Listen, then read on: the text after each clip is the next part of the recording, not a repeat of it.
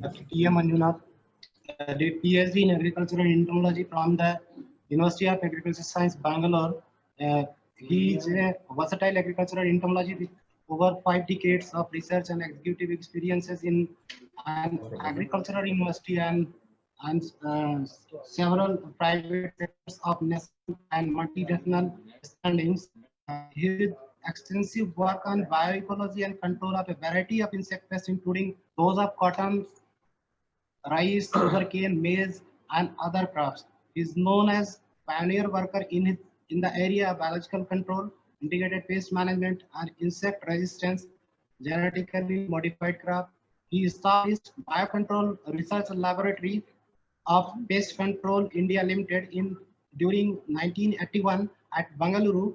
It is India's first commercial insectary and made it a success for over 17 years, and since then held as the father of commercial insectary in India. He had a key member of Monsanto Micro team responsible for successful introduction and stewardship of BT cotton, the first and until now the only GM crop approved in India since 2002.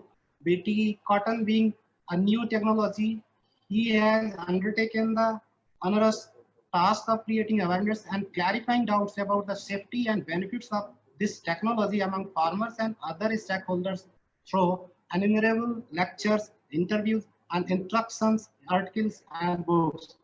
He is an author of over 130 scientific papers and 6 books. He has been a member of expert technical committees constituted by FAO, WHO, ICAR, DBT, state government, and universities. During his entire service tenure, he had held the positions as entomologist at Commonwealth Institute of Biological Control during the period 1961 to 1976, as an entomologist at University of Agricultural Science, Bangalore during 1976 to 1981, as a vice president of Biocontrol Research Laboratory at Pest Control India Limited 1981 to 1997, and as a former director, Monsanto Research Center, Bangalore during the period 1998-2004, and as a consultant is in agri-biotechnology and integrated pest management since 2004 to onwards. With this brief introduction, I, on behalf of the organizing committee of this web conference and my personal behalf, would like to invite Dr. T. Manjunath sir for delivering his lecture on crop biotechnology for sustainable plant protection and food production, opportunity and challenges. Welcome to you, sir. Please, sir, now floor is yours.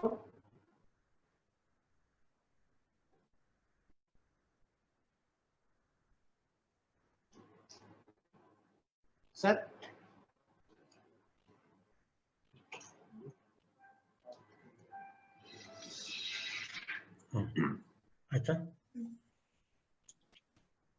Oh, okay.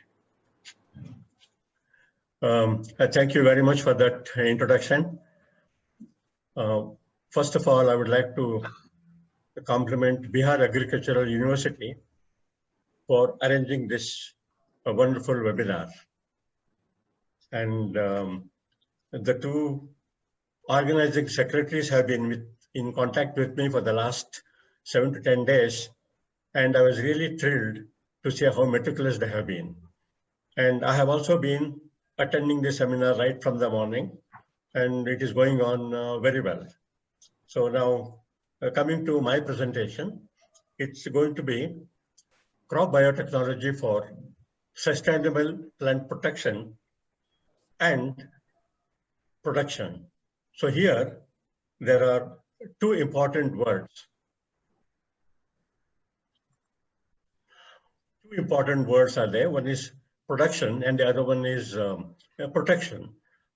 Right from the early days of agriculture until now, we are confronted with two major challenges.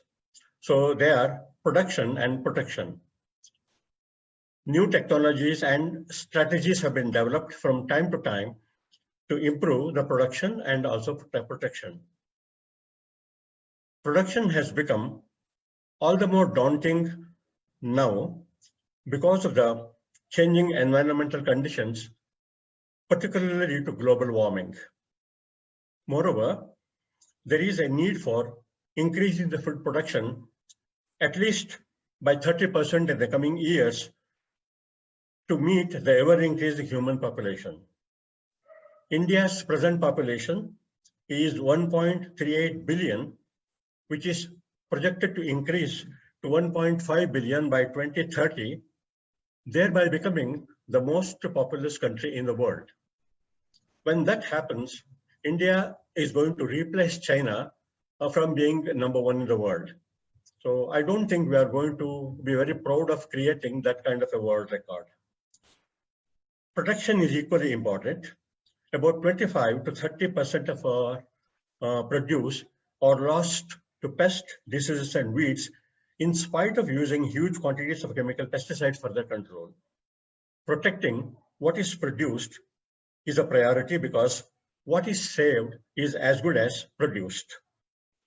Several options are available to us for controlling the pest, diseases, and weeds, and these are the various options that are available to us.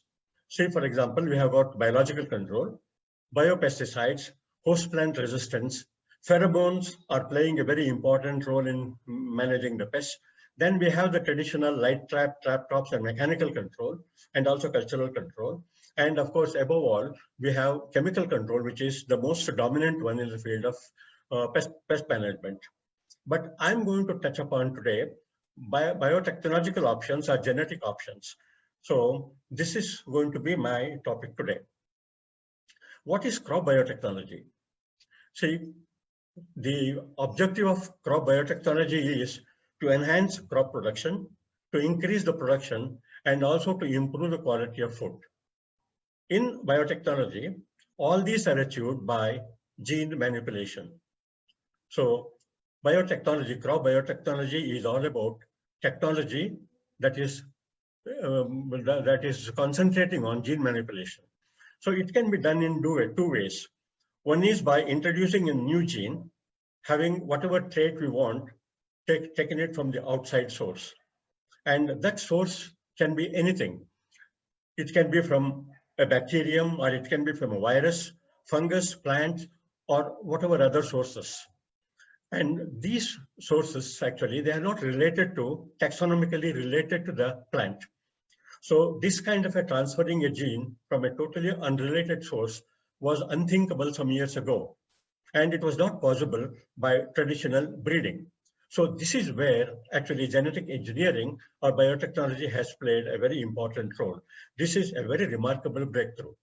That is, introducing a gene derived from our external source and introducing into the plant to get a particular trait is a remarkable breakthrough.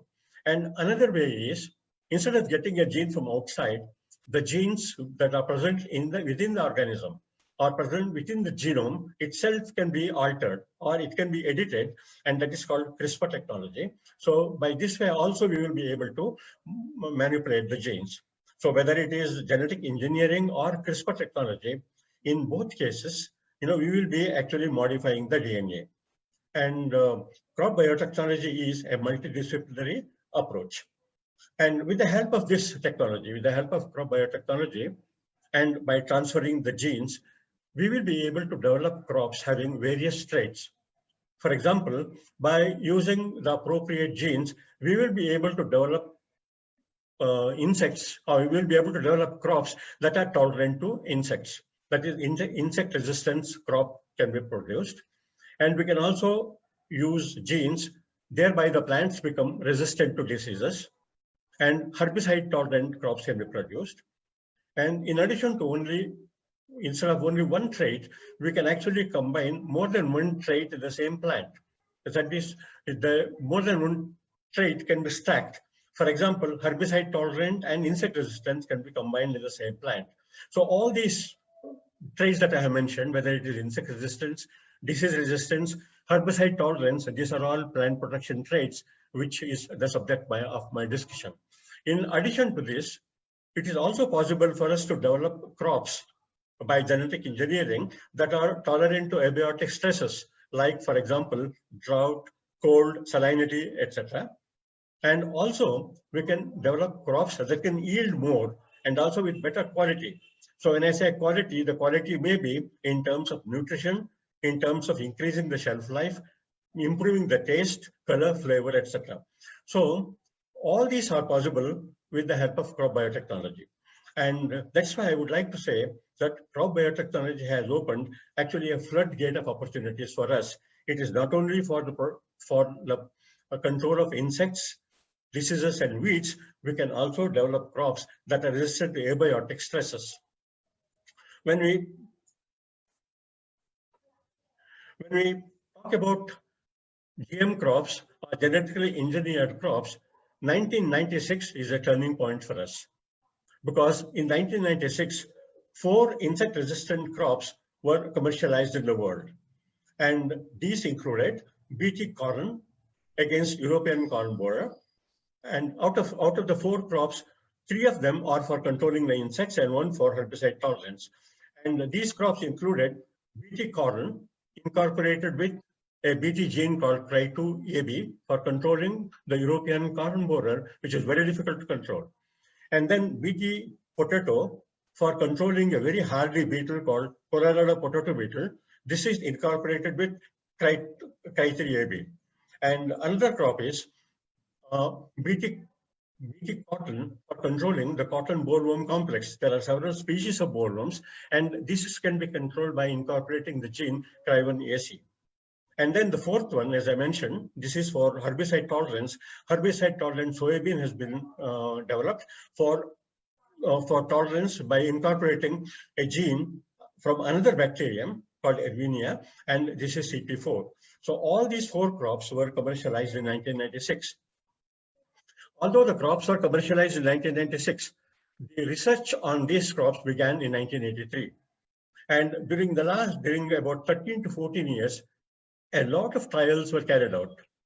A lot of trials were carried out in the field for agronomic testing and also for testing against the biosafety.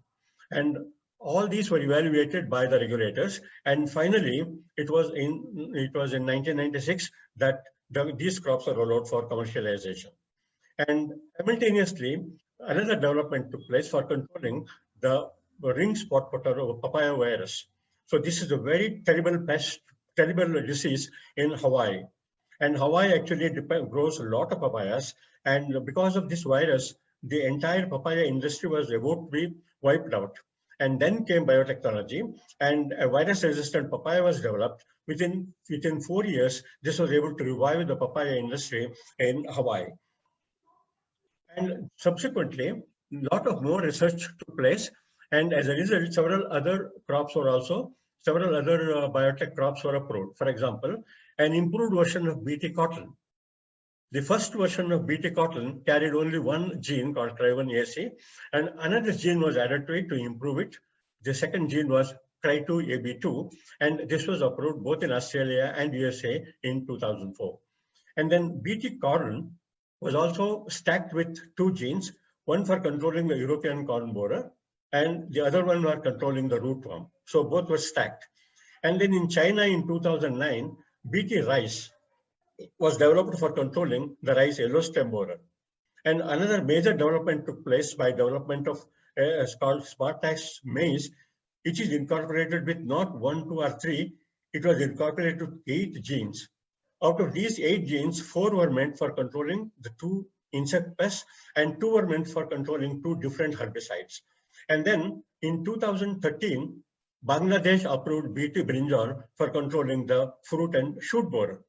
And then Brazil, for the first time, they developed insect-resistant sugarcane and commercialized it. So these are the various developments that took place in the area of crop protection in crop biotechnology. And when the transgenic crops were approved in 1996 for the first time, only about 1.7 million hectares were sown under this crop. But from year to year, the area increased. And then as of 2018, the area planted with the biotech crops was 191.7 million hectares. These were grown in 26 countries. And out of these 26 countries, 21 were developing countries and 5 were industrial countries. And these were grown by 17 million farmers. There are some countries which actually do not cultivate GM crops, but they actually import GM products. There are about 44 such countries. So if you put them all together, that means 26 countries plus 44 countries, there are about 70 countries which are actually involved in developing the genetically modified crops. There are 4 major crops. One is soybean, cotton, maize, and canola. And if you take the global area and the area covered by the genetically modified crops, it is really very amazing. For example, 78% of the soybean grown in the world is occupied by GM crops, GM technology. And then 76% of cotton, 30% of maize, and 25% of canola. So this shows that how these GM crops have been adopted in various parts of the world. India is growing only one crop, that is BT cotton. But if you take the top 5 countries in the world, India is one of the 5 countries which is growing GM crops in a large area. First one is USA, and then Brazil, Argentina, Canada, and you find India occupying the 5th place. Genetically modified crops have given a lot of benefits. As a result of effective control of pests and also the weeds, the increase in yield was about 22%. And it increased farmers' profit by about 68%, reduced the use of chemical pesticides by about 37%. And as a result of this, as a result of the withdrawal of chemical pesticides, there has been a reduced exposure of humans, animals, and environment to insecticides. And if you take the financial gains from 1996 to 2018, the total financial gain is 186.1 billion US dollars, which is really amazing. And then there has been also conservation of land and biodiversity. So as a result of these commercial crops, there has been social, economic, and environmental benefits with no negative effect at all. As far as India is concerned, 2002 can be considered as a major landmark, because it was in 2002 Government of India approved BT cotton for commercial cultivation in India for the control of cotton bollworms. This BT cotton happens to be the first GM crop, and cotton bollworms actually used to cause a lot of havoc in India. Prior to the introduction of BT cotton in 2002. These used to cause great destruction. There are 4 important cotton bollworms in India, and they are, for example, it is called Helicoverpa armigera, which is popularly called as American bollworm, which is wrong, because Helicoverpa armigera does not occur in the USA, and therefore the question of it being introduced from America does not arrive. So this should be called as Old World bollworm, or it should be simply called as cotton bollworm. And the second important bollworm is Pectinophora gossypiella, or it is called pink bollworm. And the third one, they are called as the spotted bollworm and the spiny bollworm. Now, all these bollworms together, they used to cause up to 60% yield losses, despite farmers spraying 15 to 20 rounds of insecticides. And if you go back to prior to 2002, of the total insecticides used in India, more than 50% used to be used on cotton crop alone, but with no control at all. That is because of the overuse or abuse of chemical pesticides, the cotton bollworms had developed resistance. As a result, farmers were undergoing heavy losses. They were frustrated, and many had actually given up cotton cultivation.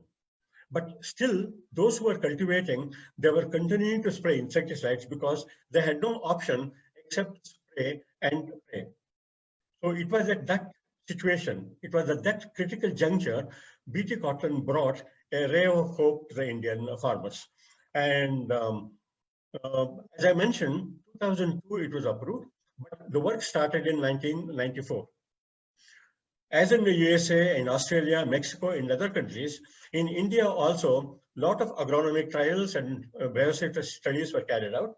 And for about 7 to 8 years, these studies were carried out. And finally, it was found to be very safe, and it was given approval by Government of India. And one may wonder why it took 7 to 8 years. It is because the GM crops, every GM crop is very highly regulated. In India, there are two major industries, central ministries involved in this.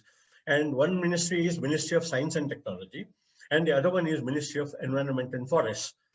And under Ministry of Science and Technology, Department of Biotechnology comes, and Department of Biotechnology has constituted two major committees. It is called IBSC, Institutional Biosafety Committee, and the other one is called Review Committee on Genetic Manipulation.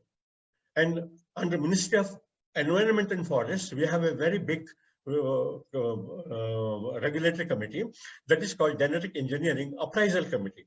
And whether it is IBSC, RCGM, or GESC, and each of these committees, they have subcommittees, and all these committees are comprised of experts drawn from various fields across the country. So they all sit together, examine the safety data, and it's only when they are satisfied that the product is safe, then only permission is given for commercialization. For example, BT cotton in India, as also in various other countries, have undergone and satisfied safety to fish, poultry, goat, cow, and buffalo, and safety to honeybees, biocontrol agents, and earthworms, and also soil organisms, and also other non-target organisms.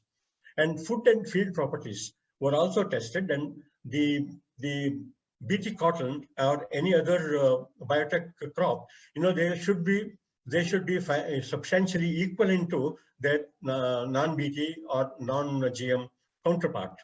And various other studies were also carried out, and these studies have clearly shown that BT cotton is very safe to non-target organisms, and then only approval was given for commercialization.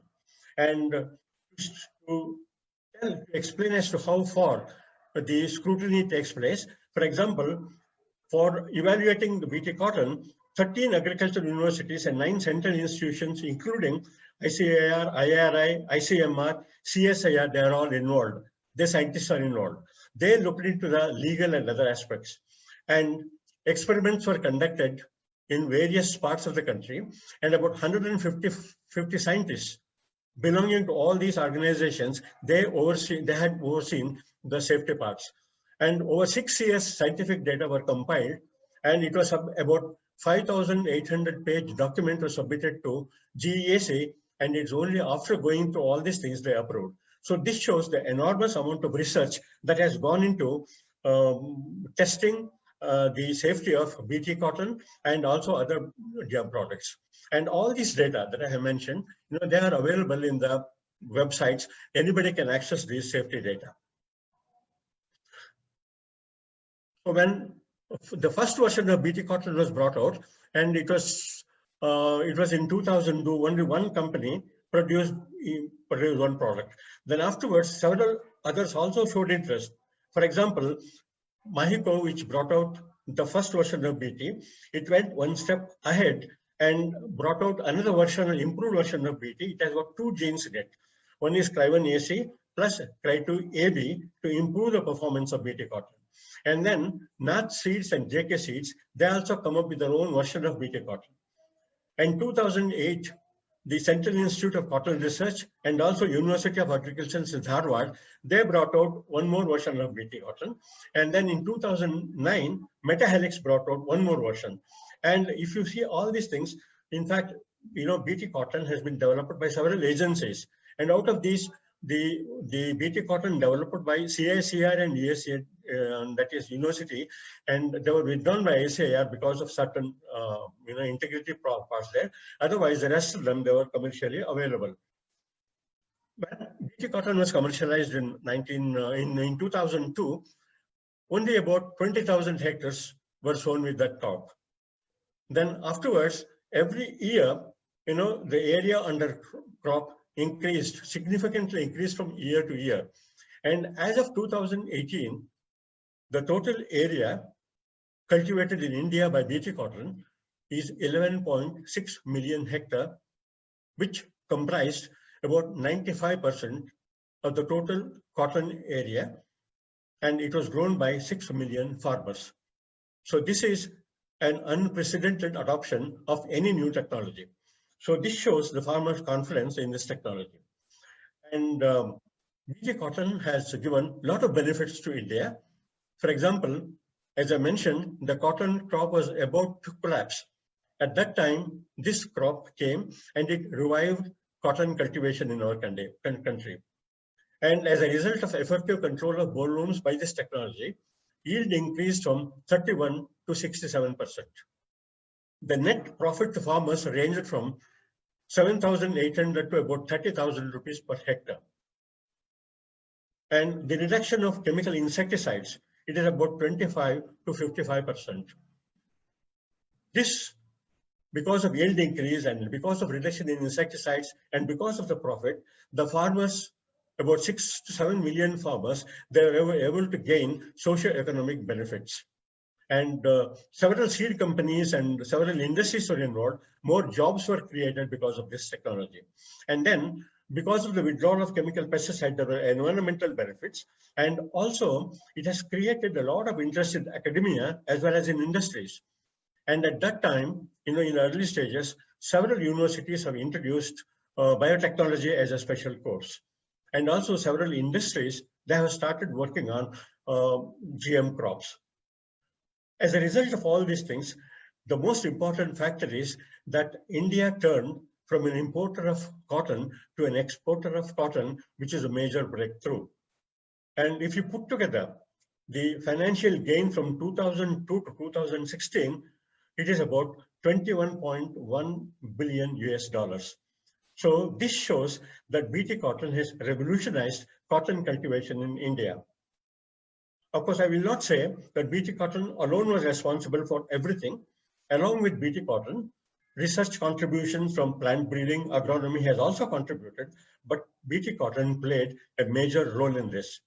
Although BT cotton has become so successful, but the road to success, was not easy.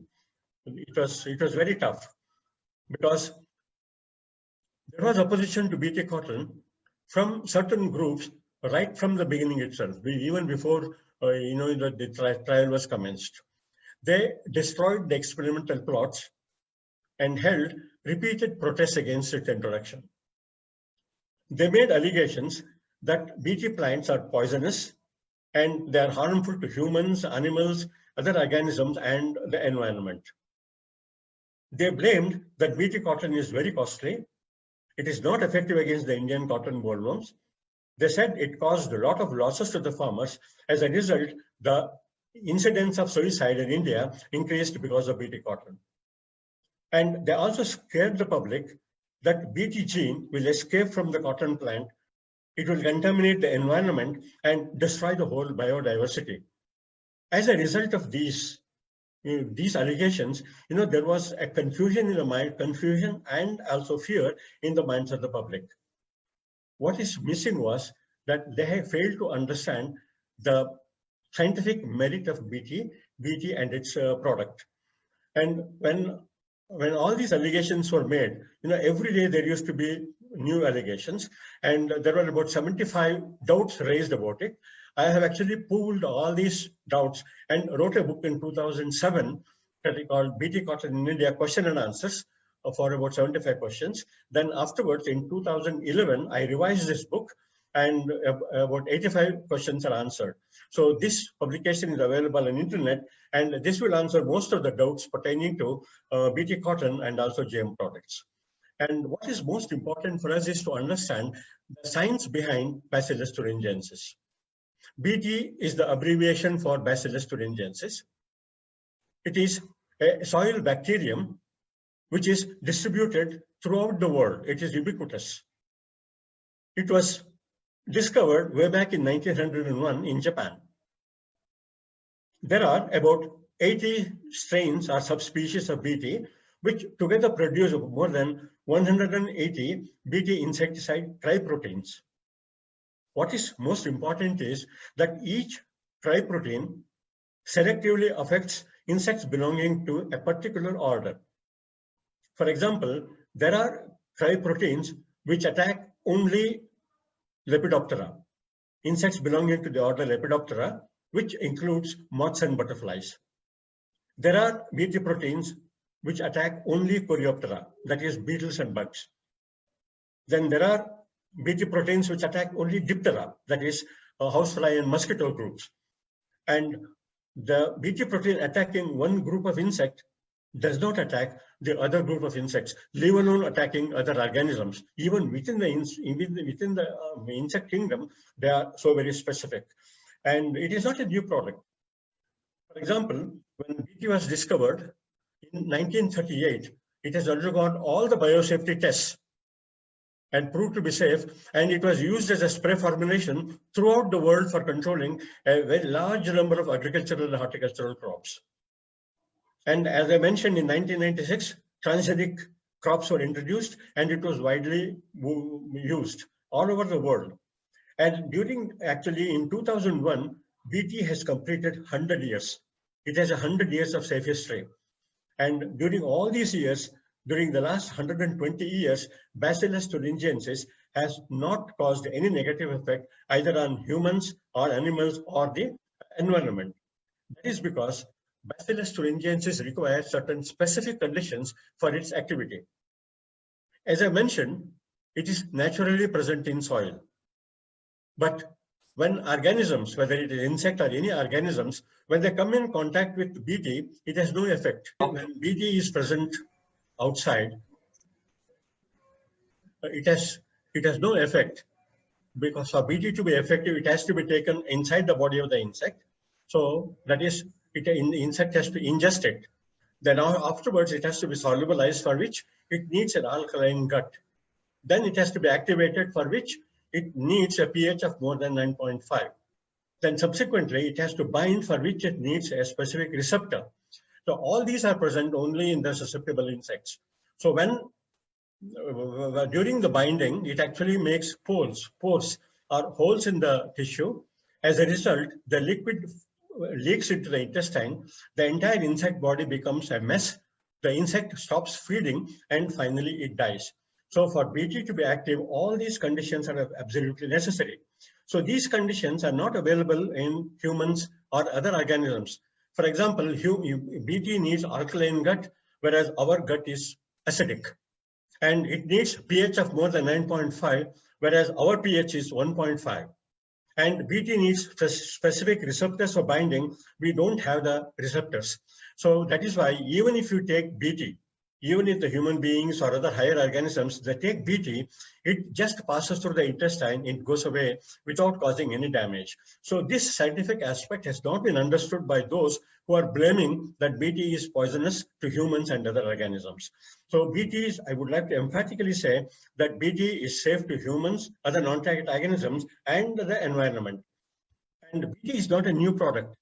See, I told you before, it was transgenic crops came, Bt was used widely for controlling a large number of pests.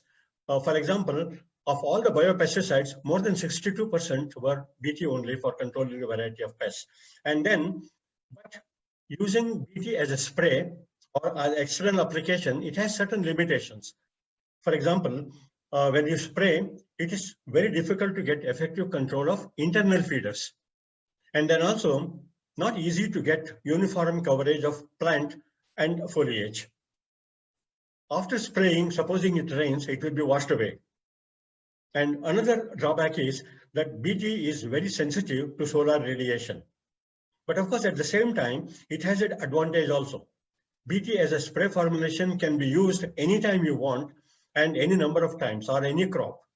But these limitations actually it was a drawback for the application of Bt, and this transgenic technology has been developed to overcome these limitations and to improve the efficacy of Bt. So this is the merit of Bt as far as I'm concerned.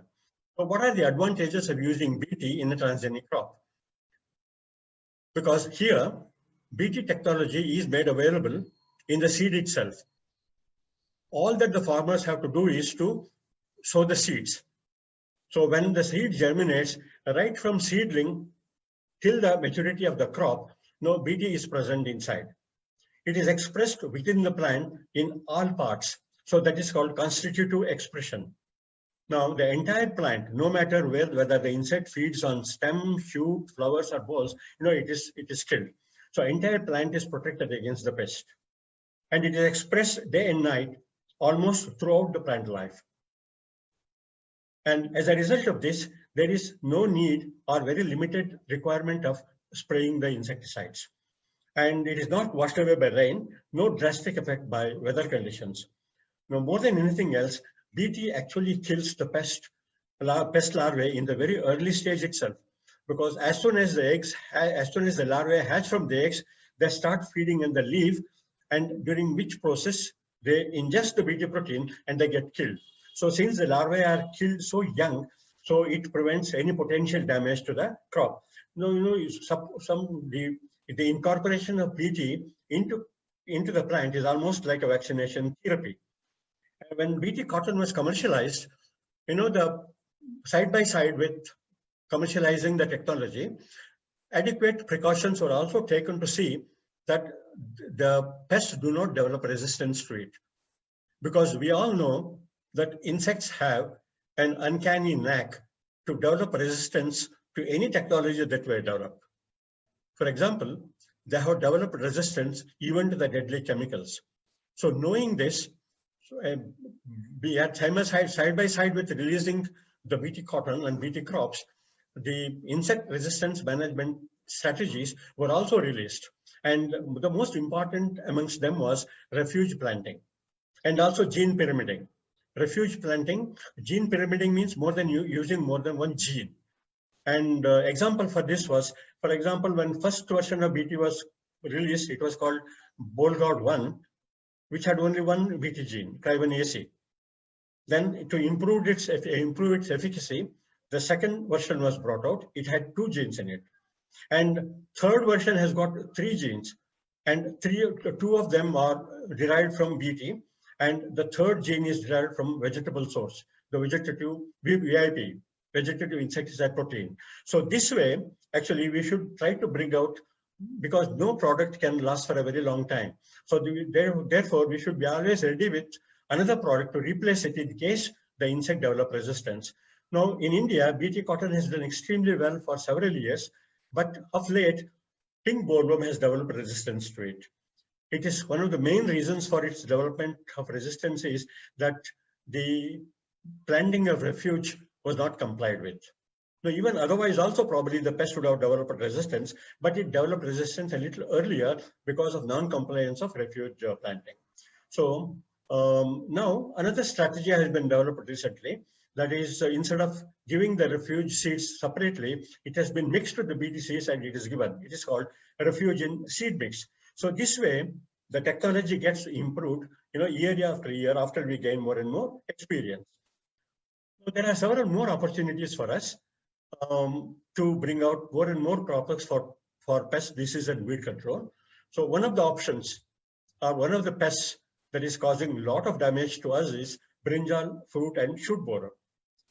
So this is a very notorious pest, which causes about 60 to 70% yield losses to cotton farm for brinjal farmers.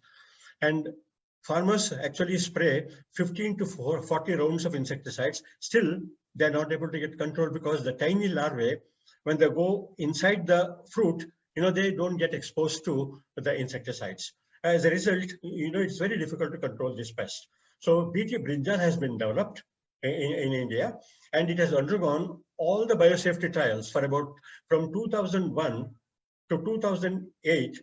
It has undergone agronomic and biosafety trials, and Genetic Engineering Appraisal Committee in 2009, it has approved it for commercialization. But then there were a lot of protests for its commercialization. As a result, the Ministry of Environment and Forests, they conducted a controversial public hearing, and then in 2010, they announced a moratorium on BT brinjal. So it was in 2010, already 10 years, it's already 10 years now, but still it has not been approved for commercialization. But the same technology has been obtained by Bangladesh from India, where BT brinjal was commercialized in 2013, and thousands of farmers are getting the benefit. So this is one area where, regulatory authorities have held up the commercialization. And another opportunity for us is, fall armyworm has entered recently, and it is causing havoc with maize crops, and it's also attacking a number of other crops. It is possible for us to control this fall armyworm by using the BT technology, because BT corn is already available. That technology can be used, and the advanced BT technology, that is Bollgard 3, has proved to be effective against the fall armyworm. So we can make use of this and control the fall armyworm in our country. And in India, a lot of trials are going on with regard to GM crops. For example, more than 20 crops with various traits, more than 8 traits are undergoing trials. And they are highlighted in blue only those pertaining to crop protection trials. For example, for insect resistance, we have several crops like brinjal, cabbage, castor, cauliflower, and cotton, of course, okra, rice, sorghum, sugarcane, tomato. All these are undergoing trials. For virus resistance also, cotton, groundnut, papaya, potato, tomato, and watermelon. And for herbicide tolerance, corn, cotton, and also soybean. And for combined resistance to herbicides and insecticides, corn, cotton, and rice, they are undergoing trials, along with several other traits. And all these are under various stages of regulatory trials, regulatory approval, but they have not been commercialized because of the opposition that BT or the GM crops are not safe. So it is because of this fear, none of the crops has been approved so far. So BT cotton was approved in 2002. In the last 18 years, BT cotton happens to be the only GM crops that has been approved in India. But the way GM crops are spoken about, it looks as if India has been flooded with GM crops. So every day in newspapers, you will find one or the other statements or articles regarding the GM crops. And besides GM crops, there are also other the genetic options available to us. I would like to highlight one or two of them. For example, we can weaken the resistance in insects. Every insect has got a special gene which will enable it to develop resistance to a particular technology if it is used for a long time. What we can do is we can target that particular gene by CRISPR technology and weaken the gene which will enable the insect to develop resistance. So by this, we will be able to prevent the insects, or at least delay the insects from developing resistance. So that is weaken resistance, that is one approach. And the other one is disrupt mating. Insects, especially the female insects, they produce a pheromone which attracts the males. So we can target that pheromone producing gene and prevent it from producing the pheromone. As a result, the communication between the males and females can be disrupted. As a result, it will not be able to mate. And another one is in the area of biological control. There are parasites and predators which have certain limitations. And by using appropriate genes, it is possible for us to strengthen the natural enemies and make them, we can strengthen their host searching ability, environmental adaptability, tolerance to chemical, insecticide, etc., by using appropriate genes. And one more technology that is very promising, which is probably going to be used very shortly, is using the sterile insect technology. We can develop genetically modified male insects as sterile males that carry lethal genes, and we should mass release them in nature. So when they mate with the naturally available females, the female becomes sterile. It will not be able to lay the fertilized eggs. As a result, the proliferation or the multiplication of the insect will be prevented. So these are some of the options that are available to us, which need to be exploited. So biotechnology, as I mentioned, is highly promising, but at the same time, I also would like to say that it is not a silver bullet, or it is not a panacea for all problems. Every technology has its own merit. No single technology can solve all problems. And no technology, however powerful, can last forever. More than anything else, the problems do not remain the same. And the challenges fluctuate, and so research is a dynamic area. We should keep on doing research and try to make innovations or bring out new products. So what we should do is use any technology as appropriate to a situation, either alone or in combination with others, as recommended in the integrated pest management. So we should not depend on single technology, but we should depend on integrated pest management. And for example, integrated pest management is nothing but the judicial integration of appropriate technologies without any bias towards any technology. Normally, we find that people working in one group, they try to criticize the other group. For example, those who are working in biological control, they are not in favor of chemical control. And chemical control, those who are working in chemical control, they feel that they are the best and there is no substitute for it. And then people working in biotechnology, they should not feel that they are superior. And what is needed is that every technology has its own benefit. And as far as possible, we should try to combine all these technologies. And the most important factor about biotechnology or biotech crops is that this technology is compatible with all other technologies. Even it is compatible with chemical control, it is compatible with biological control, compatible with pheromones, and it is compatible with every technology. This is the advantage of biotech crops or the genetic options. So that is why, the GM crops or BT crops, they fit in very well with integrated pest management, because integrated pest management is nothing but intelligent pest management, which is also IPM.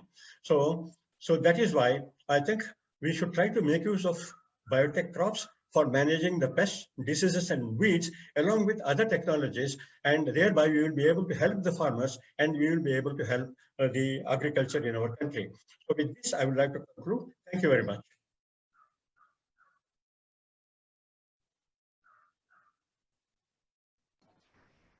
Thank you so much, sir, for this nice presentation. It covers every aspects of biotechnology, particularly the BT cotton. In respect to BT cotton, whatever the journey you have traveled a lot in your career, we have seen in this, for example, for 40 minutes duration. So you have already covered many of the things. I'm highlighting for the brief to our common audience, like for challenges and opportunities you covered primarily, and then thereafter CRISPRs you told, and then you came in on the topic of BT cotton, whereby you firstly discussed on. Before that, you went through the opportunities with crop biotechnology, whereby you discuss different traits like insect resistance, disease resistance, herbicide tolerance, yield quality parameter, etc. And thereafter, BT cotton in India. This is important, like regulatory submissions and other aspects. Similarly, benefits of BT cotton in respect to socio-economy and environment, whereby you told us that we have traveled already 120 years and there is no negative harm effect of BT on human health particularly, or any other animals or organisms. Means it works on targeted conditions only. And thereafter, BT cotton and GM technology faced, which is something politicized matter, the opposition and allegations, and still we have not yet come into the conclusion to whether to release or not. But our neighboring country, Bangladesh, has gone far up in this context. So we are. This is really very small time for small span of time to understand the everything, every aspect of your journey. And but however you have covered this condition, this all aspects in very briefly you have discussed very nicely, sir. This is like a like this was like a class teaching, and we learned a lot. and particularly myself, I am from plant pathology background, sir, and I had a special interest on this lecture. And previously, before you, Balal madam has discussed very nicely on crop engineering, on boundary, that is by bordering by using different crops, so that different natural enemies we can harvest their role. And it was so nice. So these two lectures were like class teaching for us, and it was, I'm sure it is so nicely discussed, so nicely presented, and the audience would be benefited